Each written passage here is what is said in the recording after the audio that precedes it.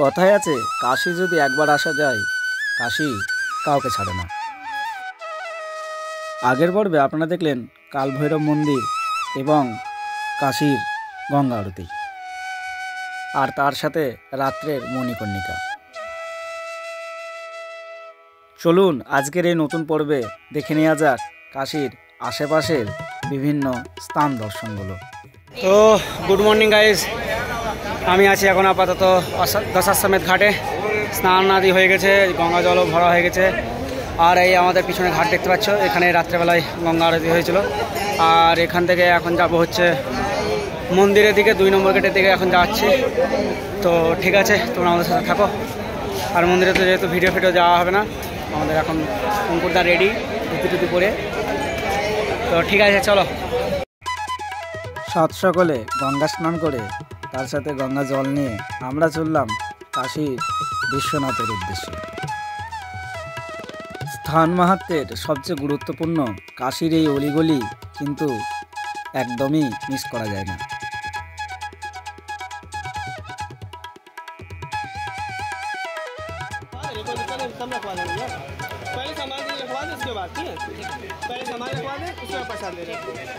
তো আমরা এখানে আছে প্রসাদ নিয়ে নিচ্ছি। তারপরে এখানে পিছনে লকার রুম আছে, এখান থেকে আর ভিডিও করা যাবে না, সমস্ত কিছু এখানে জমা দিতে হবে। তো ঠিক আছে, চলো। আমাদের পুজো সব দেওয়া কমপ্লিট, এখানে সব ভোগ টোগ নিয়ে নিয়েছি। আর ব্যাপারটা হচ্ছে 2 নম্বর গেট দিয়ে ঢুকে প্রায় ফাঁকায় পেয়ে গেছিলাম লাইন। আর তোমার ভিআইপি লাইন ফাঁকা ছিল, সেই জন্য কয়েকজন পুলিশ আমাদেরকে ভিআইপি লাইনে দাঁড় করে দিয়েছিল আর কি। তো খুব সুন্দরভাবে সমস্ত মন্দির, যতগুলো মন্দির আছে ওখানে, অন্নপূর্ণা থেকে শুরু করে কাশী বিশ্বনাথ, তো অবশ্যই আরও যেখানে যা আছে প্রত্যেকটা মন্দিরে জল টল ঢেলে পুজো টুজো দিয়ে আমরা বেরিয়ে পড়েছি। আর এখন হচ্ছে দশাশ্বমেধ ঘাটে একটু গঙ্গা জলটা ফুল করে নেবো, তারপরে ওখান থেকে বেরিয়ে যাবো আর কি রুমের দিকে, তারপর চেঞ্জ করে আবার আসছি। এবারের মতন এই ঘাট দর্শন এখানেই শেষ হচ্ছে। আবারও আসবো, তখন আবারও এই ঘাটে অবশ্যই আসবো। তো চলো এখান থেকে বেরিয়ে যাবো আর কি, রুমে গিয়ে ফ্রেশ হয়ে বাকি সাইট সিনিংগুলোর জন্য বেরোবো। এখন দাঁড়িয়ে আছি আমাদের রুমের ব্যালকনিতে। আর এখান থেকে ব্যাপারটা হচ্ছে আমরা বেরিয়ে যাচ্ছি, কারণ হচ্ছে আমাদের এবার বাকি যেগুলো সাইট সিনিং আছে সেগুলো করতে হবে। আর 11টা ঘড়িতে বেজে গেছে, 11টার সময় আমাদের চেক আউট ছিল, 11:05 বেজে গেছে। তো যাই হোক, গোছাগুছি করতে ব্যাগ পুরো লোড, বোতল রাখা জায়গা না, এরকম অবস্থা, হাতে নিয়ে ঘুরছি। আর এদিকে ছোটদা আমাদের ব্যস্ত হচ্ছে গোছাগুছি করতে। তো যেতে তো ইচ্ছা করছে না, কিন্তু যেটা হচ্ছে বিষয় হচ্ছে কালের নিয়মে প্রত্যেকেই আমাদেরকে যেতে হয়, এটা আমাদের ছাড়তে হবে। ত্যাগ করো, মায়া ত্যাগ করো, এটুকুই। আবার আসবো, হর হর মহাদেব। এখনও যাচ্ছি, এখনও কিন্তু যাইনি, এখনও তো অনেক ঘোরা বাকি আছে। তোমরা নজরে রাখো, প্রত্যেকটা ভিডিও আসছে এক্ষুনি। কাশী যে শুধুমাত্র ধার্মিক শহর তা নয়, এখানকার জনজীবনে খাবারও খুবই একটা গুরুত্বপূর্ণ বিষয়। তো চলুন আমরা এই কাশীর এত সুন্দর ব্রেকফাস্টে মুখ ডুবাই, আর আপনারা সাথে থাকুন। এরপর আমরা একটা টোটো নিয়ে বেরিয়ে পড়লাম সামনের দিকে। তো আমরা এখন টোটো নিয়ে নিয়েছি, আর যাচ্ছি হচ্ছে প্রথমে দুর্গা মন্দির, তারপরে ওখানে মন্দির আছে সেটা ঘুরবো। বিশ্বনাথ মন্দিরের পরে আজকের আমাদের প্রথম দর্শন এই দুর্গা মন্দির। তো আমরা চলে এসেছি হচ্ছে দুর্গা মন্দিরের কাছে। এর ভিতরে তো ক্যামেরা অ্যালাউ নাই, তো বাইরে থেকে যেটুকু হয় সেটুকু দেখাচ্ছি।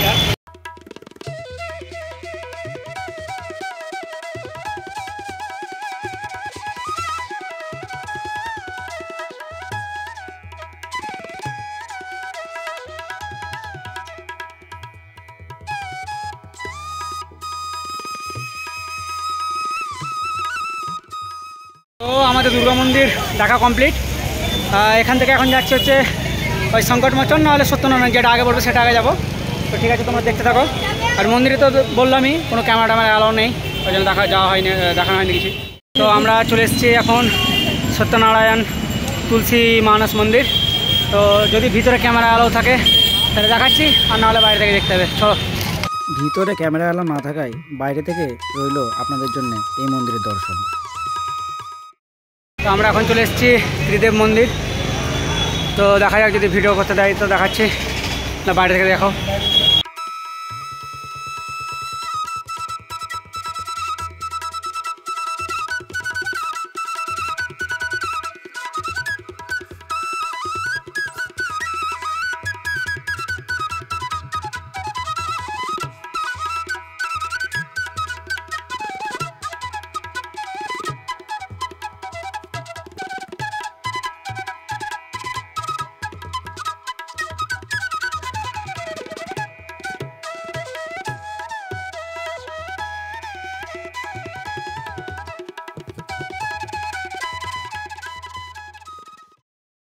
তো আমরা চলে এসেছি হচ্ছে সংকটমোচন হনুমান মন্দির।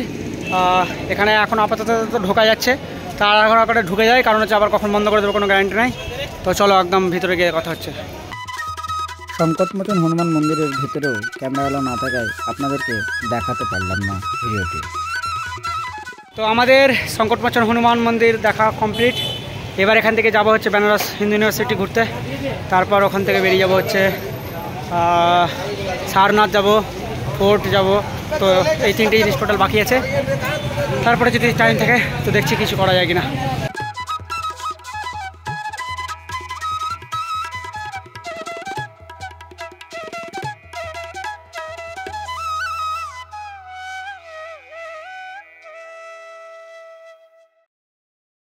তো আমরা এই যে বিএচইউর ভিতর দিয়ে যাচ্ছি, দুদিকে গাছ আর মিডিল দিয়ে রাস্তা, চারিদিকে ক্যাম্পাস, পুরো শান্তিনিকেতনের মতো ফিল আসছে আমার কিন্তু। আর বোলপুরে যেভাবে রাস্তাটা দিয়ে যেতাম শ্যামবাটি মোড় থেকে পুরো একদম ওই মোড় অবধি সেম ফিল আসছে। যাই হোক, সুন্দর লাগে। এখন এই তিন মাথা মোড়ে দাঁড়িয়ে আছি। তো এখান থেকে সোজা হচ্ছে এই ক্যাম্পাসের ভিতর দিয়ে বিশ্বনাথ টেম্পল আছে একটা, সেখানে আমরা এখন যাই। তোমরা ভিডিওটা দেখতে থাকো। তো এই মুহূর্তে আমরা দাঁড়িয়ে আছি বেনারস হিন্দু ইউনিভার্সিটির ভেতরে যে বিশ্বনাথ টেম্পল আছে তার সামনে। আর এখানকার প্রাকৃতিক পরিবেশ আর সৌন্দর্যতা অসম্ভব সুন্দর, চারিদিকে মানে খুবই ভালো লাগছে। একটু মন্দিরের ভেতরে ঢুকি, তারপরে ভিডিও যেগুলো তুলছি সেগুলো তোমাদের সাথে শেয়ার করছি। চলো।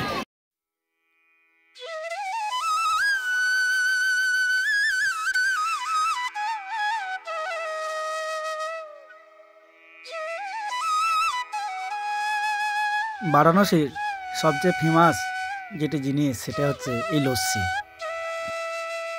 তাই বারাণসীতে এসে লস্যি না খেলে বোধহয় ঠাকুর পাপ দেয়। তাই প্রত্যেকের মতন আমরাও ডুবে গেলাম এই লস্যির প্রেমে।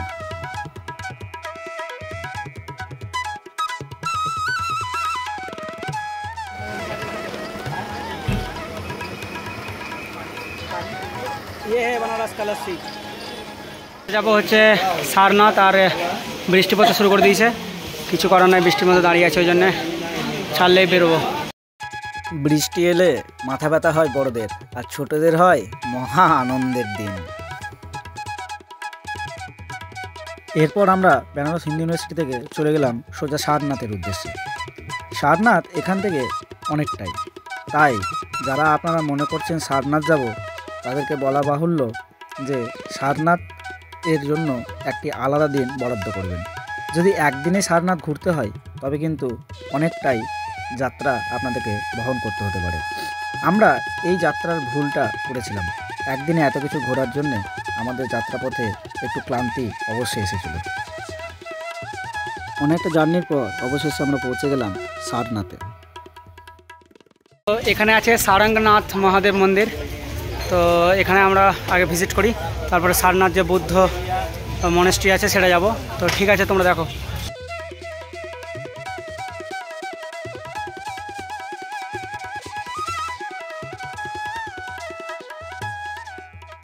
তো এই পুকুরের এত সুন্দর ভিউ, আর পাশে সারঙ্গদেব মহাদেবকে পাশে রেখে আমরা এখন যাচ্ছি হচ্ছে সারনাথ টেম্পলটার দিকে। তো ঠিক আছে, তোমরা দেখতে থাকো। পুরো সারনাথ জুড়ে রয়েছে এরকম বৌদ্ধ মনেস্ট্রি, টেম্পল ইত্যাদি। এখানে বৌদ্ধের বিভিন্ন জিনিস রয়েছে, কোথাও হাতের নখ, পায়ের নখ, কোথাও মাথার চুল, এসব জিনিসগুলো কালেক্ট করা এনাদের ধর্মের অপর একটি গুরুত্বপূর্ণ অঙ্গ।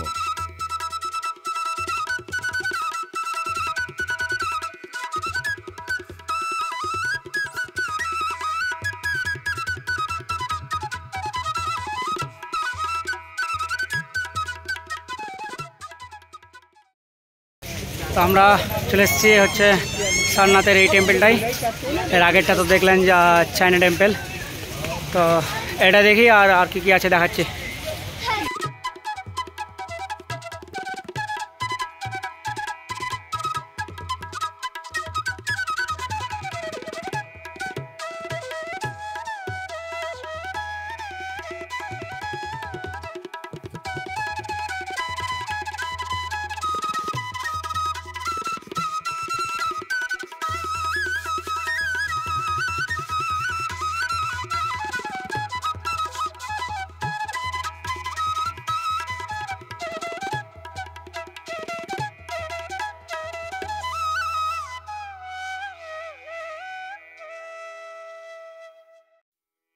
বৌদ্ধ ধর্মের কাছে এই গাছটির মাহাত্ম্য অনেকটাই।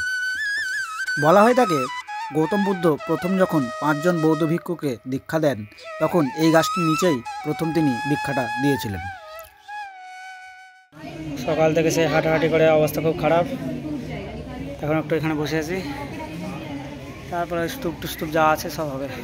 বিষয়টা হচ্ছে একটা দিদির কাছ থেকে জানলাম যেটা, সেটা হচ্ছে এখানে অ্যাকচুয়ালি কী হয়েছিল, যখন বুদ্ধদেব প্রথম 5 জনকে, ওই দেখো স্তূপটা, ওখানে একটু পরে যাব, তো বুদ্ধদেব প্রথম 5 জনকে যখন দীক্ষা দেয়, এই 5 জন বৌদ্ধ ভিক্ষু যারা যারা ছিলেন তাদের নাম আমি মেনশন করে দেবো ওখানে। আর এইটা হয়েছিল ওই গাছটার নিচে, এর আগে যে গাছটা দেখালাম সেই গাছটার নিচে ওখানে হয়েছিল। আর পিছন দিকে এটার জন্য একটা মেন টেম্পল করা হয়েছে। আর উনি বললেন যে মানে দিদিটার বক্তব্য অনুযায়ী যে বৌদ্ধ ধর্মের একটা মান্যতা এইটাই যে ওনারা প্রত্যেকটা জিনিস কালেক্ট করে, যেমন ভগবান বৌদ্ধের চুল হতে পারে, নখ হতে পারে, প্রত্যেকটা জিনিসকে কালেক্ট করে এনারা কি করে যে বিভিন্ন ধরনের মনেস্ট্রি তৈরি করে। তো এগুলোর মধ্যে কিছু একটা হয়তো ওখানেও আছে, সেটা বলতে পারেনি যে কী আছে। তো যাই হোক, তো আমরা এখানে এসেছি একটা ঘুরতে ঘুরতে ডিয়ার পার্ক, এখানে হরিণ টরিণ আছে, তো এটা যাবো আর কি।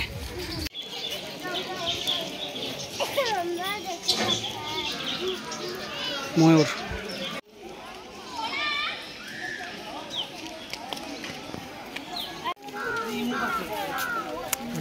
এটা ইয়ে লালগোলা তো ছিল, ইয়ে রাজবাড়িতে ছিল, কাঠগোলা রাজবাড়ি।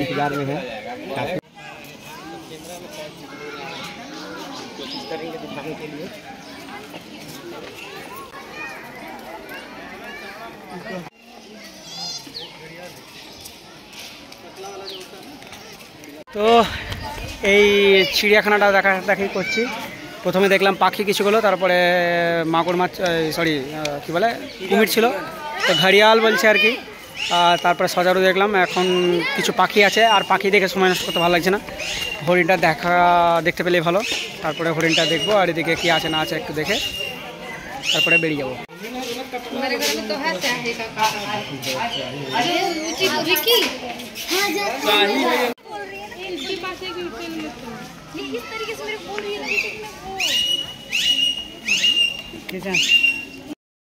আমার ঠিক উল্টো দিকে রয়েছে এতগুলো হরিণ, আর বেশ ভালোই লাগছে দেখতে। যাই হোক, চলো।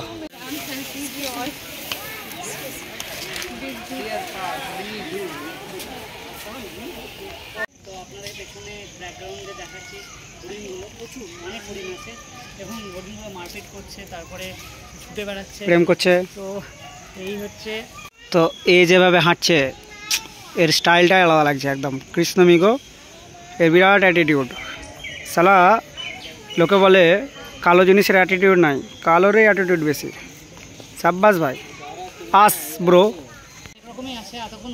এই হরিণগুলো প্রেম করছে, এদেরও সঙ্গী আছে, আমারই নাই।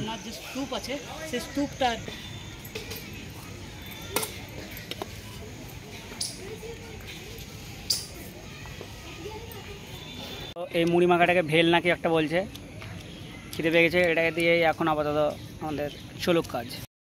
আমাদের সামনে এটা একটা স্তূপ রয়েছে, যেটা বলছিলাম যে এখানে কি হয়, বৌদ্ধ ধর্মের যে গৌতম বুদ্ধ ছিলেন, ওনার বিভিন্ন ধরনের জিনিসগুলোকে এরা স্তূপের আকারে সমাধি দিয়ে দেওয়া হয় আর কি, ওটা দিদিটা বলেছিল আর কি। তো এই বিষয়ে কিছু জানতে পারলে আমি তোমাদের সাথে শেয়ার করে দিচ্ছি।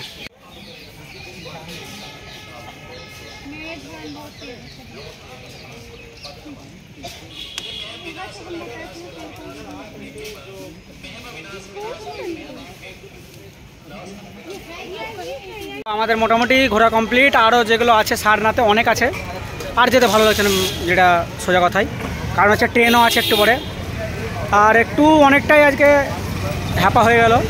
তো আমি মনে করি যে বেনারস ঘুরতে গেলে 3 দিন সময় নিয়ে আসতে হবে, আর একদিন সময় হাতে থাকলে রামগড় ফোর্টটাও যাওয়া যেত, আর সারনাথের পুরোগুলো একদম পারফেক্টলিভাবে ঘোরা হয়ে যেত।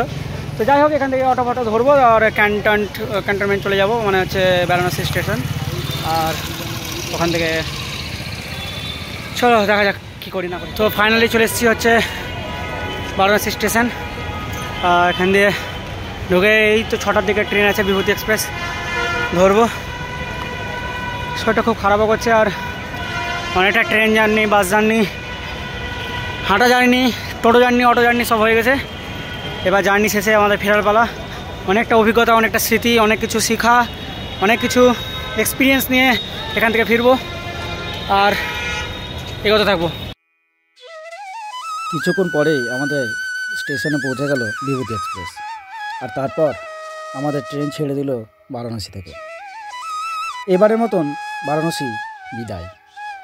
এই বারাণসী থেকে যা শিখলাম, যা জানলাম, তা জীবনের কোনো না কোনো জায়গায় ঠিকই কাজে আসবে। তাই এই যাত্রাপথের জার্নি আপনাদের সাথে রইল, আর তার সাথে রইল এক মন ভার করা গল্প। আমাদের বারাণসী যাত্রা এখানেই শেষ হচ্ছে। আবার যাব, এই একটা আশা নিয়ে বেঁচে থাকা। তবে আমাদের ট্রেন এখন প্রায় ধানবাদের কাছাকাছি। আমরা পৌঁছে যাচ্ছি আর কিছুক্ষণের পরেই কলকাতার উদ্দেশ্যে।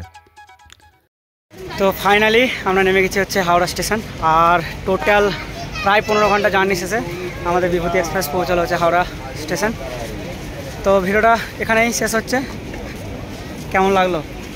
হ্যাঁ, ভালো, একদম খুব সুন্দর। তো ঠিক আছে, চলো। তো ভিডিওটা এখানেই শেষ করছি। অনেক অভিজ্ঞতা হলো, সেই অভিজ্ঞতা নিয়ে আবার নতুন একটা যাত্রা শুরু করব। আশা রাখি আপনাদেরকে নতুন নতুন ভিডিও দেবো। তো আজকের জন্য হাওড়া স্টেশন থেকে সবাইকে জানাই বিদায়। বাই।